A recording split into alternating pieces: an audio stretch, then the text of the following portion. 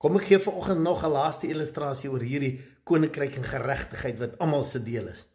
Veronderstel daar's 'n boemelaar wat daar onder 'n bos slaap, lewe het hom plat getrap, hy lê bottom line. En ek en jy maak geld bymekaar, oor 1 miljoen, ons betaal dit in die bank, meneer B. Boemelaar. Wat is sy status by die bank? Hy is 'n miljonair. Ervaar hy dit? Glad nie. Ek en jy het nou die verantwoordelikheid om hom te vertel en te leer wat is sy ware identiteit.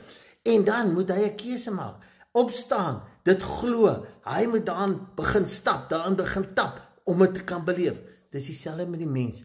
Ons is so verblind deur hierdie valse identiteite en voorwaardes en reëls, dat ons nie ons ware identiteit verstaan nie. En dis hoekom evangelie is, om vir die wêreld die goeie nuus te gaan vertel. Vertel hulle wat is hulle ware identiteit. Leer hulle hoe om daarin te stap, sodat hulle dit hier en nou kan ervaar. Dit is ons hooftaak.